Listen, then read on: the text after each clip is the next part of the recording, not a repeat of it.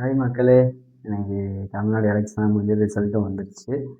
நான் முதல்வர் ஆக முடியல. ஆனா ஓட்டு போட்ட மக்கள் அனைவருக்குமே நன்றிகள். ஏன்னா இன்ன வரைக்கும் யாருமே பணம் குடுக்காம எத்தனை சீட்டு வந்திருக்காங்கன்னா, பெரிய விஷயம் தான். 108 சீட்டு வந்திருக்காங்க. அதுல எந்த மாற்றமும் இல்ல. ஆனா நான் ஆட்சி அமைக்க முடியாத ஒரு சின்ன வருத்தம் இருக்கு எல்லாத்துக்கும் மத்தியிலயும். அதனால யாரும் வருத்தப்பட வேணாம். கண்டிப்பா டிவிகே ஆட்சி அமையும். விஜய் முதலமைச்சராக நம்ம பார்ப்போம். அந்த ஒரு வார்த்தைக்காண்டி நம்ம காத்திருக்கோம் பார்த்தீங்களா? ஜோசப் விஜய் எனும் நான். எல்லாருமே தமிழ்நாடே வெயிட் பண்ணிட்டு இருக்கோம். அதனால் எப்படா மே 4 திங்கட்கிழமை வரும்னு வெயிட் பண்ணோம். இப்போ அடுத்து முதலமைச்சர் எப்படா அந்த சீட்டில் உட்காந்து இந்த வார்த்தையை கேட்போங்கிறதுக்காக கொண்டு காத்து கொண்டிருக்கின்றோம். ஒரு சின்ன திருத்தம்லாம் கொண்டு வரணும். அரசியல் சட்ட திருத்தம்லாம். இப்போ ஒரு ஓட்டப்பந்தயத்தை எடுத்துக்கலாம். ஒரு உதாரணத்தை சொல்கிறேன். ஒரு ஓட்டப்பந்தயம் வைக்கிறோம். 10 பேர் ஓடுவாங்களாம். ஆனால் அதில் ஃபஸ்ட்டு, செகண்ட், தேர்டு 3 பேர் தேர்ந்தெடுப்பாங்க. ஃபஸ்ட்டாக வந்தவங்களுக்கு பரிசு கொடுப்பாங்க. செகண்ட், தேர்டு வந்தவங்களுக்கும் பரிசு கொடுப்பாங்க. ஃபஸ்ட்டாக ஓடியவருக்கு என்ன பரிசோ அதை கொடுப்பாங்க. ஆனால் அரசியலில் பார்த்தீங்கன்னு வச்சுக்கோங்களேன், ஃபஸ்ட்டாக வந்தவர் மக்களால் தேர்ந்தெடுத்திருக்காங்க. 108 சீட்டு வந்திருக்காரு. அவர் ஆனால் இன்னும் சிஎம் ஆக முடியல. அதனால் யார் முதலிடத்தில் இருக்காங்களோ அவங்களுக்கு அந்த இடத்த கொடுத்து பழகுவாங்க. ஏன்னா நேரம் முதலமைச்சர் ஆயிருக்க வேண்டியவர். சட்ட திருத்தம்லாம் கொஞ்சம் மாற்றிடுங்க தயவு செய்து. ஏன்னா பின்னாடி வந்த 2 பேர்த்துக்கு இப்போ பேசி கொடுத்துட்டு ஃபஸ்ட்டாக வந்த விஜயை நான் உட்கார வச்சுருக்கிறது சரியில்லாத சட்டமாக இருக்குது. ஃபஸ்ட்டாக வந்தவருக்கு வாய்ப்பு கொடுங்க. அது மாதிரி டிவிகே ஆட்சியில் விஜய் எனக்கு ஒரு சின்ன வேண்டுகோள். ஏன்னா அவர் திருமணம்லாம் முடிச்சுட்டு வந்துடுங்க. 2 சீட்டுக்காண்டிலாம் அவருக்கு துணை முதலமைச்சருங்களா? அவன்லாம் கெஞ்சணும்னு அவசியமாண்ணா? ரீ எலெக்ஷனை கேளுங்கண்ணா. கண்டிப்பாக 200 இடம் நீங்கள் தான் அடிப்பீங்க. அதில் எந்த மாற்றமுமே கிடையாது. ரீ எலெக்ஷன் வைக்க சொல்லுங்கண்ணா, பார்த்துக்கலாம். எதுக்குண்ணா அவருக்கெல்லாம் போய் 2 சீட்டுக்காண்டி தூங்கிக்கிட்டு இருக்கீங்க? ரீ எலெக்ஷன் தைரியமாக கேளுங்க. தமிழ்நாட்டு மக்களே உங்கள் பின்னாடி தான் இருக்காங்க. அது எந்த மாற்றமும் கிடையாது. தயவுசெய்து ரீ எலெக்ஷன் கேளுங்கண்ணா. இது ஆதிக்கா தொண்டர்கள் சார்பாக நான் ஒரு கோரிக்கையாக வைக்கிறேன் உங்கள்கிட்ட. ஸ்டாலின் சார், நீங்கள் ரொம்ப நல்லவர் மாதிரியே பேசுகிறீங்க. ஆனால் இதுக்கு பின்னாடி யார் இருக்கான்னா நீங்கள் தான் இருக்கீங்க. ஒவ்வொரு தொகுதிக்கும் 200 கோடி செலவு பண்ணி உங்களால் ஜெயிக்க முடியலைங்கிறதுக்காண்டி மற்றவங்கள வச்சு நீங்கள் ஆட்சியை கலைக்கலாம்னு பார்க்குறீங்க. இதுக்கான பதிலடி இப்போ ஆட்சி அமையாட்டியும் சரி, 2031 தரமாக பண்ணி விட்டுரும். ஞாபகம் வச்சுக்கோங்க.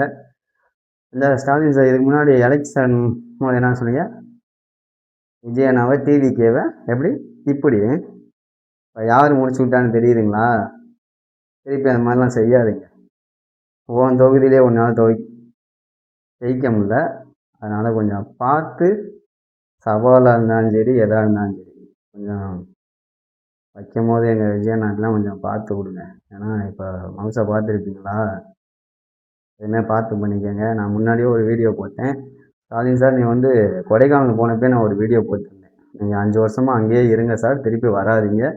ஏன்னா உங்களுக்கு ஆட்சி அமைக்க போகிறது நீங்கள் கிடையாதுன்னு எங்களுக்கு முன்னாடியே தெரியும். அதனால தான் உங்களை என்னோடய யூடியூப் சேனலில் போய் பார்த்தீங்கன்னா தெரியும் அந்த வீடியோ போட்டது. அதெல்லாம் போய் பார்த்துட்டு கூட வாங்க. அது ஒன்றும் பிரச்சனை இல்லை. அது போய் 5 வருஷம் ரெஸ்ட் எடுங்க அங்கேயே. பணம் பத்தலேன்னு வந்துட்டீங்களாட்டிருக்கு. டிவிக்கு ஆட்சி அமைஞ்சோடனே பணம் கூட வாங்கிட்டு வரேன். திருப்பி கூட போயிட்டு வந்துட்டு வாங்க. எப்படிங்க சார் நீங்கள் இப்படிலாம் சீட்டிங் வேலை? நல்ல ஒரு மாதிரியும் பேசுகிறீங்க. ஆனால் எப்படி? இதான் அரசியல். கண்டிப்பாக சார். ஆனால் ஸ்டாலின் சார், நீங்கள் ரீ எலெக்ஷன் கேட்டாலும் சரி, நாங்கள் கேட்டாலும் சரி, திருப்பி நீங்கள் வருவீங்கன்னு மட்டும் கனவு கூட காணாதீங்க. கனவு கண்டாலும் அது நடக்காது. கண்டிப்பாக டிவிக்கு ஆட்சி தான் திருப்பியும் ரீ எலெக்ஷன் வச்சாலும். மக்கள் எல்லாத்துக்குமே தெரியும் நீங்கள் பண்ணுற வேலைனா மட்டும். மக்கள் மாறிட்டாங்க. இப்போ காசு கொடுத்தவங்களுக்கு ஓட்டு போடலன்னா நல்லா ஞாபகம் வச்சுக்கோங்க. மக்கள் நிறையா மாறிட்டாங்க. சிந்திச்சு செயல்படுங்க. ஸ்டாலின் சார், உங்களுக்கு தாண்டி தான் ஞாபகம் வச்சுக்கோங்க. தயவு செய்து அடுத்த டைம் பண்ணாலும் சரி, பார்த்து கொஞ்சம் இருந்துக்கோங்க. டிவிகே பசங்கள்லாம் எல்லாம் இளைஞர்கள். ஒன்றும் நாங்கள் கிழடு கட்டிக்க கிடையாது. ஞாபகம் வச்சுக்கோங்க. 75 வருஷமாக ஒரே கட்சியிலேருந்து அந்த கிழடு கட்டிக்க நாங்கள் கிடையாது. இளைஞர்கள் எப்படி என்ன வேணுமோ பண்ணுவோம்.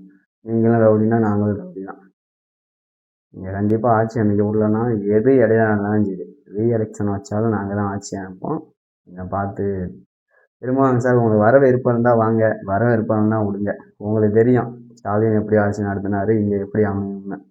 ஆனால் நீங்கள் வந்து உங்கள் ஜாதிக்காண்டி இங்கிட்ட வந்தீங்கன்னா கண்டிப்பாக உங்கள் ஜாதியில் எல்லாத்துக்குமே கண்டிப்பாக பெனிஃபிட் இருக்குது.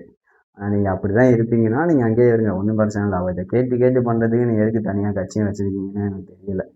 அதனால் நீங்கள் அவர்கிட்ட கேட்கவும் வேணாம். உங்களுக்கு என்ன தனியாக உங்களை நம்பி மக்கள் ஓட்டு போட்டுருக்காங்க. அவங்களுக்கு நல்லது பண்ணணும்னு நினச்சிங்கன்னா நீங்கள் வந்து டிவி கேட்க வாங்க.